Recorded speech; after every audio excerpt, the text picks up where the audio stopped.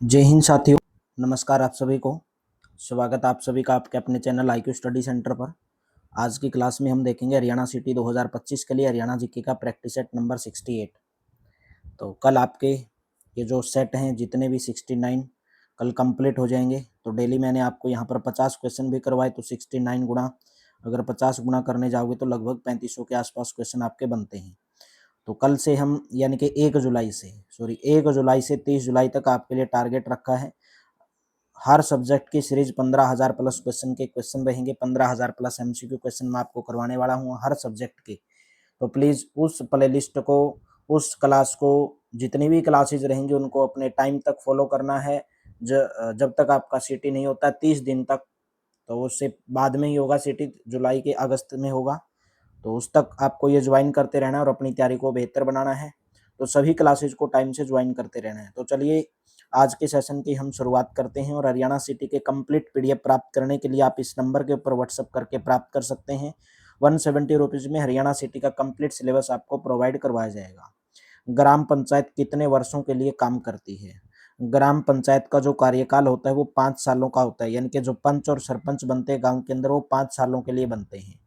HUDA Hooda का क्या अर्थ है आप सब जानते होंगे। हुड्डा का जो स्थानांतरण है यानी कि मर्ज कर दिया गया है किसमें, HSVP में। हुड्डा हटा के हरियाणा HSVP में, हरियाणा शहरी विकास प्राधिकरण में जो मर्ज कर दिया गया है। तो हुड्डा की जो फुल फॉर्म थी वो थी Haryana urban development authority. Haryana urban development authority, उसको HSVP के अंदर क्या कर दिया गया है, मर्ज कर दिया गया है। भिवानी नहर से निकाली गई है। भिवानी नहर से कौन सी नहर निकाली गई है? तो राइट ऑप्शन भाखड़ा नहर निकाली गई है। ए ऑप्शन करेक्ट ऑप्शन हो जाएगा। महाभारत का युद्ध किसके दौरान हुआ था, यानी कि कौन सी ईस्वी पूर्व लड़ा गया था? महाभारत का युद्ध लगभग 900 ईस्वी पूर्व या 950 ईस्वी पूर्व, बहुत बार लिखा होता है। तो ऑप्शन नंबर आपका ए करेक्ट हो जाएगा। नेक्स्ट है, हरियाणा में कांग्रेस की पहली शाखा अम्बाड़ा जिले में कब स्थापित हुई थी? हरियाणा में कांग्रेस की पहली शाखा अम्बाड़ा जिले में 1886 के अंदर स्थापित हुई थी।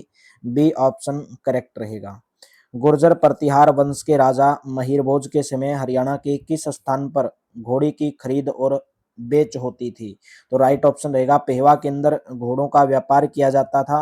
और वैसे सबसे ज्यादा घोड़े जो है रोहतक जिले के अंदर हुआ करते थे, लेकिन व्यापार जो होता था वो पेहवा के अंदर होता था। और पेहवा कहाँ पर पड़ता है? हरियाणा के कुरुक्षेत्र के अंदर पड़ता है। गिद्ध संरक्षण व प्रजनन केंद्र हरियाणा के कौन से स्थान पर है? गिद्ध संरक्षण और प्रजनन केंद्र हरियाणा के पिंजौर पंचकुला के अंदर है। बी ऑप्शन करेक्ट रहेगा। मुस्तफाबाद का नया नाम क्या है? तो मुस्तफाबाद का जो नया नाम है वो है सरस्वती नगर। कहाँ पर है ये? यमुनानगर जिले के अंदर है। मुस्तफाबाद का नाम बदल के सरस्वती नगर किया गया है। तो B option will be correct.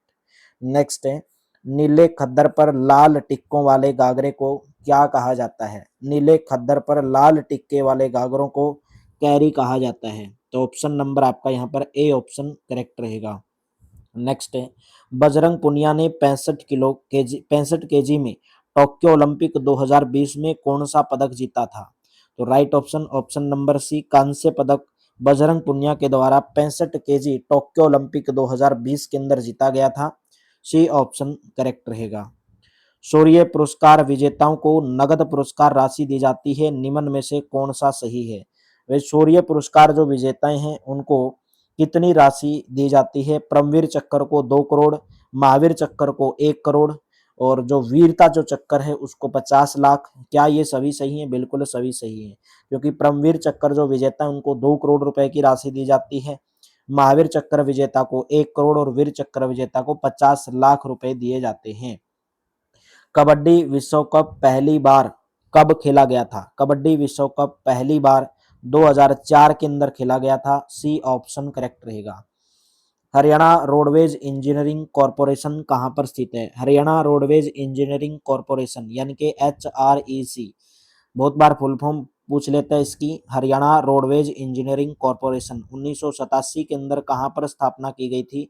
Option number ए गुरुग्राम के अंदर है। ए ऑप्शन करेक्ट रहेगा।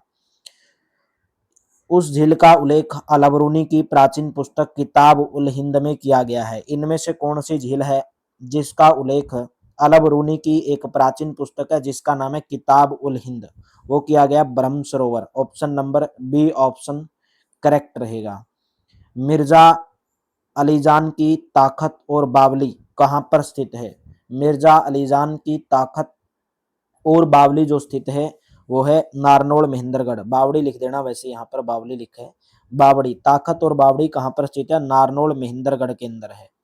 हरियाणा का पहला परमाणु ऊर्जा संयंत्र कहाँ पर स्थापित किया गया था? हरियाणा का पहला परमाणु ऊर्जा संयंत्र फतेहाबाद, ऑप्शन नंबर आपका सी करेक्ट रहेगा, गोरखपुर के अंदर, गोरखपुर। ठीक है, तो वीडियो को लाइक कर दो, शेयर कर दो अगर आपको अच्छी लग रही है। तो 1 जुलाई से 30 जुलाई आपको अपने दिमाग के अंदर टारगेट सेट करना है कि डेली हमको क्लास लेनी है। 30 जुलाई का आपके लिए टारगेट, 1 जुलाई से 30 जुलाई, तो डेली क्लास लेंगे तो आपकी तैयारी बेहतर हो पाएगी। नीति आयोग कब अस्तित्व के अंदर आया था? नीति आयोग आया था 1 जनवरी 2015 को अस्तित्व में आया था। ए डी ऑप्शन करेक्ट रहेगा। किस वर्ष सुखना झील को राष्ट्रीय आर्द्र भूमि घोषित किया गया? राष्ट्रीय आर्द्र भूमि 1988 में सुखना झील को राष्ट्रीय आर्द्र भूमि घोषित किया गया था 1988 में। कहां पर है? चंडीगढ़ के अंदर है। नेक्स्ट है आर्यभट्ट अक्षेत्रीय विज्ञान केंद्र और संग्रहालय यानी कि विज्ञान केंद्र कहां पर आ रहा है? ऑप्शन नंबर सी, कहां पर है? सी ऑप्शन, अंबाला के अंदर। तो वीडियो को लाइक कर दो भाई, शेयर कर दो। 170 रुपए में कंप्लीट पीडीएफ आप हरियाणा सिटी को पास करने के लिए प्राप्त कर सकते हैं। राष्ट्रीय असव अनुसंधान संस्थान हरियाणा में कहां पर स्थित है? बी ऑप्शन रहेगा, हिसार जिले के अंदर है। B option will be correct. Next question है, निम्नलिखित में से कौन सा कथन दिया गया है कि कौन सा कथन इनमें से सत्य है? हरियाणा विद्युत सुधार अधिनियम 1997 लागू कब हुआ? 14 अगस्त 1998 को लागू हुआ। क्या ये बात सही है? इसमें आपको बताना है। ठीक है, तो हाँ ये बात सही है क्योंकि जो सुधार अधिनियम 1997 में था 14 अगस्त 1998 को लागू हुआ। हरियाणा विद्युत सुधार अधिनियम 1997 हरियाणा विधानसभा के द्वारा 22 जुलाई 1997 को पारित किया गया और 14 अगस्त 1998 को लागू हुआ। तो दोनों की दोनों बातें सत्य हैं। डी ऑप्शन करेक्ट रहेगा। हरियाणा में सूर सम्मान पुरस्कार कौन से क्षेत्र में दिया जाता है? हरियाणा में सूर सम्मान जो पुरस्कार दिया जाता है वो साहित्य के क्षेत्र में दिया जाता है। डी ऑप्शन करेक्ट रहेगा। निम्नलिखित में से किस राज्य ने उत्तम बीज पोर्टल लॉन्च किया है जिसके तहत पारदर्शिता सहित गुणवत्तापूर्ण बीज उपलब्ध कराकर किसानों को लाभ दिलाया जाएगा? Right option, A option, Haryana. Haryana राज्य ने उत्तम बीज पोर्टल लॉन्च किया है जिसके तहत पारदर्शिता सहित गुणवत्तापूर्ण बीज उपलब्ध कराकर किसानों को दिलाया जाएगा। हरियाणा का यह बांध गुरुतो बांध के नाम से भी, ग्रेविटेशनल डैम के नाम से भी जाना जाता है। तो कौन सा बांध है? उस बांध का नाम है अनंगपुर बांध। Option number B option correct हो जाएगा। वर्तमान में हरियाणा राज्य सहकारी अपेक्स बैंक के अध्यक्ष कौन बने हैं? तो ये आपको उपरोक्त में से कोई नहीं, क्योंकि वर्तमान में हरियाणा राज्य सहकारी अपेक्स बैंक के जो अध्यक्ष का नाम है वो आप लिख लोगे यहाँ पर, हुकम सिंह भाटी। ये आपको सही कर लेना है। हुकम सिंह भाटी वर्तमान में हरियाणा राज्य सहकारी अपेक्स बैंक के अध्यक्ष हैं। त्राइन का दूसरा युद्ध कब लड़ा गया था? तो त्राइन का जो द्वितीय युद्ध है वो 1192 में लड़ा गया था, पृथ्वीराज चौहान और मोहम्मद गौरी के बीच में। और 1191 में प्रथम युद्ध लड़ा गया था। त्राइन कहां पर है? करनाल के अंदर है। रविंद्रनाथ टैगोर ने कौन सी घटना के विरोध में दर्द और क्रोध की अभिव्यक्ति के रूप में नाइटहुड की उपाधि लौटा दी थी भाई? राइट ऑप्शन, जलियांवाला बाग हत्याकांड। सी ऑप्शन करेक्ट रहेगा। किस तिथि को भारत सरकार ने न्यायमूर्ति जेसी शाह की अध्यक्षता में शाह आयोग पंजाब और हरियाणा की सीमाएं निर्धारित करने के लिए बनाया था? ऑप्शन नंबर बी, 23 अप्रैल 1966 को भारत सरकार ने न्यायमूर्ति जेसी शाह की अध्यक्षता में शाह आयोग पंजाब और हरियाणा की सीमाएं निर्धारित करने के लिए बनाया था। बी ऑप्शन करेक्ट रहेगा। हुकम सिंह समिति थी। बंगाल के नवाब सिराज उद दौला को प्लासी के युद्ध में कौन से वर्ष में ब्रिटिश सेना के द्वारा हराया गया था? तो आप सब जानते होंगे प्लासी का युद्ध लड़ा गया था 1757 में। D option will be correct.